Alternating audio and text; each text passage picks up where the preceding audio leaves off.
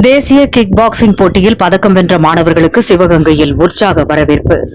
Sponsored by best mummy sweets and cakes, இப்போது காரைக்குடியில்.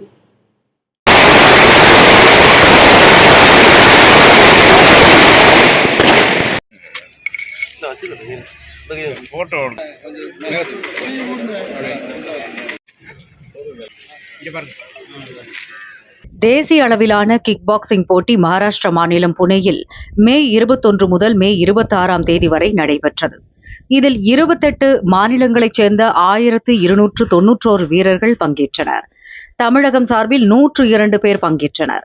இதில் ஒட்டுமொத்த சாம்பியன் பட்டத்தை தமிழகம் வென்றது. அதேபோல கேடட் பிரிவில் 2வது இடத்தையும் பிடித்தனர்.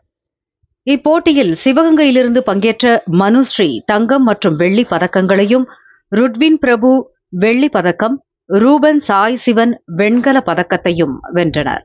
பதக்கம் வென்ற மாணவர்களையும் பயிற்சியாளர் குணசீலனையும் சிவகங்கை பேருந்து நிலையத்தில் பட்டாசு வெடித்தும் சால்வை அணிவித்தும் உற்சாகமாக சக விளையாட்டு வீரர்கள் வரவேற்றனர். மேலும் கிக் பாக்ஸிங் சங்க தலைவர் சதீஷ், சிவகங்கை மாவட்ட விளையாட்டு அலுவலர் ரமேஷ் கண்ணன், உறவினர்கள், நண்பர்கள், பொதுமக்கள் பலரும் பதக்கம் பெற்றவர்களுக்கு பாராட்டு தெரிவித்தனர்.